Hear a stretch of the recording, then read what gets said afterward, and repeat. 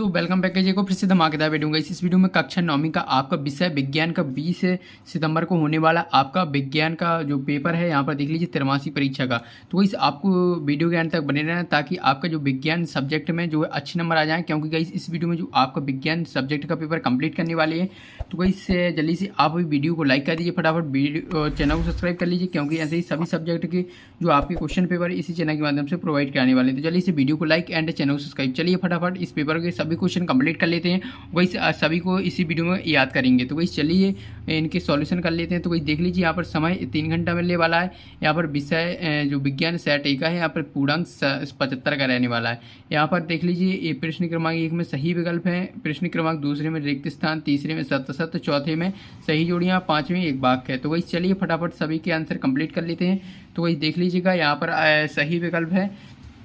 तो यहाँ पर देख लीजिए सही विकल्प चुनकर उत्तर लिखना है, जो कि 6 नंबर के हैं। पहला है बर्फ का गलनांक डॉट डॉट होता है, कितना होता है। यहाँ पर 4 ऑप्शन आपको दिख रहे होंगे।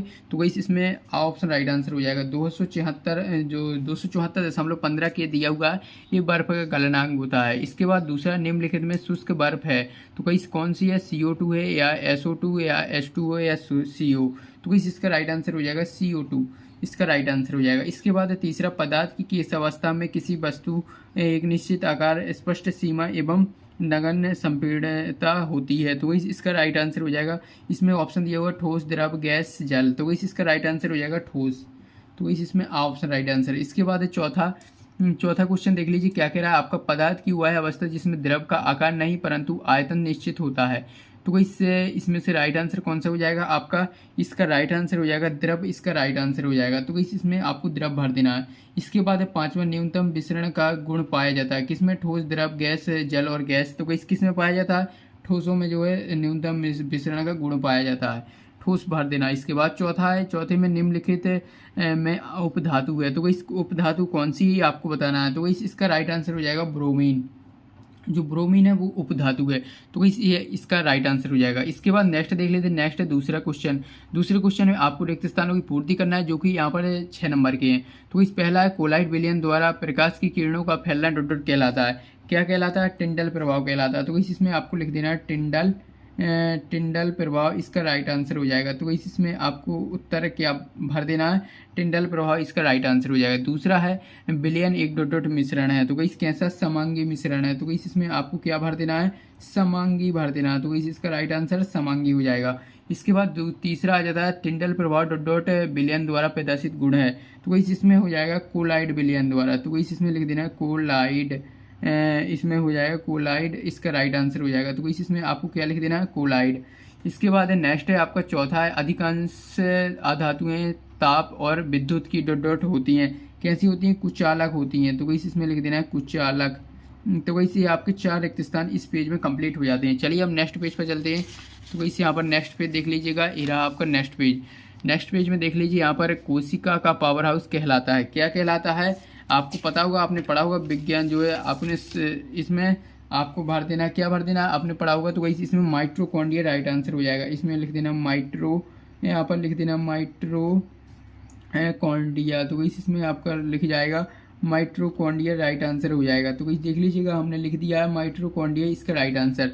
इसके बाद नेक्स्ट देख लेते हैं। नेक्स्ट मानव की सबसे छोटी अस्थि डॉट डॉट है, मानव शरीर की सबसे छोटी अस्थि कौन सी है, इसमें लिख देना है स्टोपोस। तो इसमें लिख देना है स्टेपोस, राइट आंसर हो जाएगा स्टेपोस, इसका राइट आंसर। तो ये इसका राइट आंसर। तो ये आपके रिक्त स्थान कंप्लीट हो जाती है। इसके बाद अब आ जाते हैं क्वेश्चन 3 की ओर आ जाते हैं। तो इस क्वेश्चन 3 में देख लीजिए आपको क्या करना है। क्वेश्चन 3 में रिक्त जो है सत्य चुनना है। तो इस 6 नंबर के हैं। पहला है आपका रॉबर्ट ब्राउन ने कोशिका की खोज की थी। तो वैसे आपका जो है असत्य हो जाएगा, इसमें नहीं की थी। तो वैसे इसका असत्य हो जाएगा पहला। दूसरा है यहाँ पर क्लोरोप्लास्ट पादप कोशिका में पाया जाता है। तो वैसे आपका सत्य हो जाएगा। इसके बाद है यहाँ पर तीसरा है राइबोसोम को आत्महत्या की थैली कहते हैं। तो वैसे आपका असत्य हो जाएगा। इसके बाद है केंद्रक में क्रोमोसोम होते हैं। तो वैसे ये आपका असत्य हो जाएगा। इसके बाद है 5वां बल का ऐसे ही मात्रक न्यूटन है। तो वैसे आपका सत्य हो जाएगा। इसके बाद है घर्षण बल सदैव वस्तु की गति का प्रतिरोध करता है। तो वैसे आपका सत्य हो जाएगा। तो वैसे आपके सत्य कंप्लीट हो जाते हैं। फटाफट इसकी स्क्रीनशॉट ले लीजिएगा। इसके बाद नेक्स्ट आ जाता है। नेक्स्ट है यहाँ पर देख लीजिए सही जोड़ी बनाना है, जो कि 6 नंबर की है। चलिए फटाफट सही जोड़ियाँ मिला लेते हैं। पहला है यहाँ पर, पहले का आपको मिला देना है, पहले का ई ऑप्शन से मिला देना है। इसके बाद दूसरे का सी ऑप्शन से मिला देना है। इसके बाद तीसरे का यहाँ पर बी ऑप्शन से मिल जाएगा। चौथे का आपको ए ऑप्शन से मिला देना है। इसके बाद पाँचवा आ जाता है, पाँचवा यहाँ पर डी ऑप्शन से मिला देना है। इसके बाद छठवां जो कि लास्ट है, तो वही उसी के सामने है फ्लोएम। तो वैसे आपकी जो है सही जोड़ियाँ कंप्लीट हो जाती है। फटाफट इनकी स्क्रीनशॉट ले लीजिएगा। इसके बाद आ जाते हैं, देख लीजिएगा यहाँ पर निम्नलिखित प्रश्नों के उत्तर एक शब्द वाक्य में देना है। तो चलिए फटाफट इनके आंसर देख लेते हैं। तो वैसे यहाँ पर देख लीजिए, पहला क्वेश्चन क्या कह रहा है, न्यूटन के गति का तीसरा नियम लिखना है। तो तीसरा नियम हो जाएगा v² हो जाएगा, फिर हो जाएगा बराबर हो जाएगा u², फिर प्लस हो जाएगा, फिर हो जाएगा 2as। तो वैसे ये आपका गति का तृतीय नियम कंप्लीट हो जाता है। इसके बाद है दूसरा, असमान द्रव्यमान की दो वस्तुएं एक ही गति से गतिशील हैं, तो जिसका वेग अधिक होगा। तो वैसे किसका वेग जो है, हल्की वस्तु का वेग। तो वैसे इसमें लिख देना हल्की वस्तु, इसमें लिख देना हल्की वस्तु का वेग जो है अधिक होगा, हल्की वस्तु लिख देना है इसका राइट आंसर। इसके बाद है तीसरा है वस्तु द्वारा अपनी गति अवस्था परिवर्तन के विरोध करने के गुण को क्या कहते हैं? क्या कहते हैं? जड़त्व कहते हैं। तो इसमें आपको लिख देना जड़त्व। तो जड़त्व इसका राइट आंसर। इसके बाद है गति के द्वितीय नियम का समीकरण लिखिए। तो गति के द्वितीय नियम का समीकरण हो जाएगा S बराबर हो जाएगा यूटी के बाद हो जाएगा प्लस 1/2 हो जाएगा, फिर हो जाएगा AT²। तो वैसे आपका गति का द्वितीय नियम हो जाता है। इसके बाद है आपका क्रिया एवं प्रतिक्रिया बल की दिशा में कार्य करती है। तो वही इस विपरीत दिशा में, इसमें लिख देना विपरीत दिशा हो जाएगा। इसके बाद नेक्स्ट आ जाता है, नेक्स्ट है 2 सेंटीमीटर पर सेकंड से गतिशील 100 ग्राम द्रव्यमान की गेंद का संवेग कितना होगा? तो कितना होगा ये आपको स्वयं कमेंट बॉक्स में इसका आंसर बताना है, ठीक है। तो वैसे आपके वस्तुनिष्ठ प्रश्न सभी कंप्लीट हो जाते हैं। इसके बाद आते हैं अति लघु त्रिय प्रश्न। चलिए फटाफट अति लघु त्रिय प्रश्न कंप्लीट कर लेते हैं। तो वैसे यहाँ पर देख लीजिएगा, ऊर्ध्वपातन को परिभाषित करना, अथवा दिया हुआ है विलयन के 2 गुण लिखना है।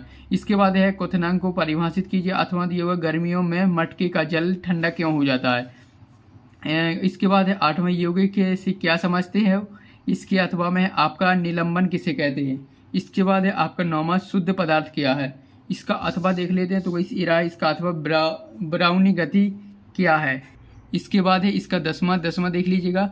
10वां है अति परासारी विलयन क्या है। इसका अथवा प्रोकैरियोटिक एवं यूकैरियोटिक कोशिका में 2 अंतर। इसके बाद है आपका 11वां गल्गी उपकरण के 2 कार्य लिखना है आपको, अथवा दिया हुआ है केंद्रक के 2 कार्य। इसके बाद है आपका 12वां एरियोलर ऊर्धक के 2 कार्य लिखना, अथवा दिया हुआ है स्कोलर कायमा के 2 कार्य। इसके बाद है स्टोमेटा के 2 मुख्य कार्य लिखना, अथवा दिया हुआ पौधों में वाष्पोत्सर्जन को प्रभावित करने वाले कारक।